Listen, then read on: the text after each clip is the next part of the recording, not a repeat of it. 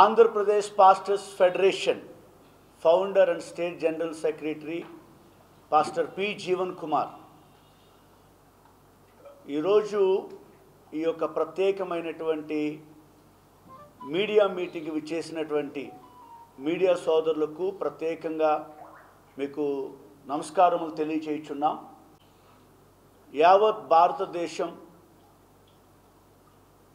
షాకుకు గురైనటువంటి విభ్రాంతి చెందేటువంటి వార్త, ముఖ్యంగా క్రైస్తవ సమాజం అంతా కూడా విచారముతో దుఃఖముతో ఉన్నటువంటి విధానము గత 2 దినాలుగా ప్రతి ఒక్కరూ కూడా గమనిస్తూ ఉన్నారు. పాస్టర్ ప్రవీణ్ పగడాల, ఏ రినౌండ్ క్రిస్టియన్ అపాలజిస్ట్, మంచి వేదాంత నిపుణుడు, క్రైస్తవ సమాజం పక్షమున ఎన్నో మీటింగ్స్లో మనుషుల యొక్క జీవితాల్లో నిజమైనటువంటి మార్పు, వ్యసనాలను విడిచి లోకపోకడను విడిచి సన్మార్గములు నడిపించేటువంటి బోధనలతో ఎంతోమందిని ప్రభావితం చేసిన వ్యక్తి. ఎన్నో డిబేట్లలో కూడా పాల్గొని సత్యాన్ని విశదీకరించిన వ్యక్తి.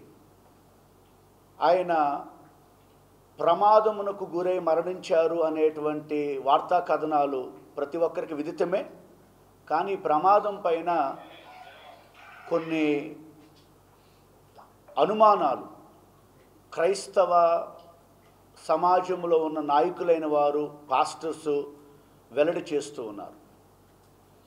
ఆ అనుమానాలు ఏమిటి అని అంటే, హైదరాబాద్ వాసిగా ఉన్నటువంటి ప్రవీణ్ పగడాల గారు సువార్త సభల్లో దైవ సందేశం అందించడానికి అనేకమైన ప్రాంతాలకు ఆహ్వానించబడ్డారు.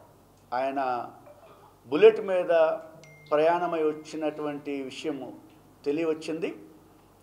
విజయవాడలో మీటింగ్ ముగించుకొని తదుపరి ఈ యొక్క రాజమండ్రి ప్రాంతానికి ప్రయాణమై వెళ్తున్నారు. అనుమానాలకు దారి తీసినటువంటి సందర్భం ఏంటంటే, 11:30కి కొవ్వూరు టోల్గేట్ దాటడం బుల్లెట్ మీద విజువల్ బయటికి రిలీజ్ చేయబడింది. ఆయన ప్రమాదానికి గురయ్యారు, మరణించినటువంటి స్థలము లేక ఆ యొక్క ప్రాంతమును చేరాలంటే 6 లేక 7 నిమిషాలు వ్యవధి పడుతుంది. ఈ 6-7 నిమిషాల్లో ఈ యొక్క మనిషికి ఏమైంది, నిజంగా ఒక వాహనం వలన కలిగినటువంటి ప్రమాదం అయితే మనిషి పడిపోయి ఉండగా ఆయన పైన బుల్లెట్ పెట్టబడింది, హెల్మెట్ అలాగనే ఉంది, వస్త్రాలకి ఏ విధంగా కూడా ఎక్కడ ఏ రీతిగా రక్త మరకలు పెద్దగా లేవు. కానీ ముఖం మీద మాత్రము మరి చాలా బలమైనటువంటి గాయం చోటు చేసుకుంది. మరి ఈ యొక్క సంఘటనలన్నీ కూడా ఎన్నో అనుమానాలకి దారితీస్తుంది. సదరు వ్యక్తి ప్రవీణ్ పగడాల పాస్టర్ గారు ఒక 4 రోజుల క్రితం సోషల్ మీడియాలో పోస్ట్ కూడా పెట్టడం జరిగింది. నాకు ప్రాణహాని ఉంది, నాకు ఎన్నో విధమైనటువంటి వార్నింగ్స్, నేను చంపేస్తాం, నేను భూమి మీద లేకుండా చేస్తాం అనేటువంటి ఫోన్ కాల్స్ కూడా వస్తూ ఉన్నాయని చెప్పడం జరిగింది. మరి ఆ యొక్క పరిస్థితికి కారకులు ఎవరైనప్పటికీ కూడా మాకు న్యాయ వ్యవస్థ మీద నమ్మకం ఉంది, ప్రభుత్వ రంగం మీద, ప్రభుత్వ అధికారుల మీద మేము నమ్మకం కలిగి ఉన్నాం, ప్రజాస్వామ్య దేశంలో ఉన్నాం, ఎవరు విశ్వాస ప్రమాణాలను వారు ప్రకటన చేసుకునేటువంటి స్వేచ్ఛను భారతదేశంలో కలిగి ఉన్నాం. కానీ మధ్యకాలంలో ఈ మరణం ఒకటి కనపడుతుంది, కానీ దాడులు ఎన్నో రీతులుగా జరుగుతూ ఉన్నాయి. ఆంధ్ర రాష్ట్రంలో, తెలంగాణలో కూడా పాస్టర్ల మీద దాడులు, మందిరాల్లోకి కొంతమంది మతోన్మోదులు చొచ్చుకొని పోయి మీకు పర్మిషన్లు ఉన్నాయా, మీరు ఏ విధంగా ఆరాధనలు చేస్తారు అని ఆ విధంగా ఆగడాలు చేయటం, అక్కడ భక్తి విశ్వాసాలతో కూడి ఆరాధన చేసుకున్నటువంటి భక్తులకి మరి భయం కలిగించడం, ఇలాంటి సంఘటనలన్నీ కూడా జరుగుతూ ఉన్నాయి.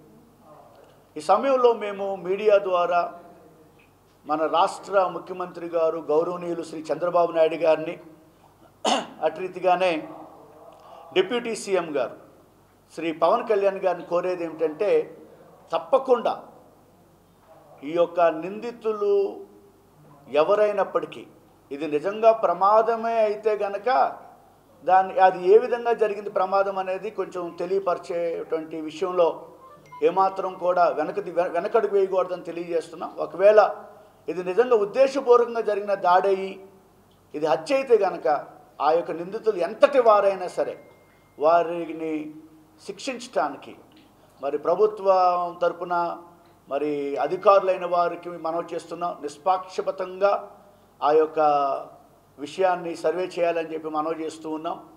ఈ సమయంలో ప్రత్యేకంగా ఆంధ్రప్రదేశ్ పాస్టర్ ఫెడరేషన్ తరపున మేము తెలియజేస్తున్న మాట ఏమిటంటే, ఎక్కడ క్రైస్తవుల మీద దాడులు జరగకోకుండా మరి కొంత నూతనమైనటువంటి విధానంలో ఒక మైనారిటీ బిల్ ఒకటి చట్టం చేసి అది కొంచెం వెల్లడి చేయబడాలని, ఏ మతమైనా సరే ఎవరిపైన దాడులు జరిగినా అది ఏమాత్రం కూడా ప్రజాస్వామ్య దేశంలో అది ఏమాత్రం కూడా మంచిది కాదు. కాబట్టి ఈ విషయంలో దయచేసి మరి మన ముఖ్యమంత్రి గారు, డిప్యూటీ సీఎం గారు, అలాగే హోమ్ మినిస్టర్ గారు తగు చర్యలు తీసుకోవాలని, ప్రభుత్వ అధికారులు కూడా మరి పోలీస్ యంత్రాంగం చక్కగా పనిచేయాలని మనం చేస్తూ ఉన్నాం. We want justice. We want justice.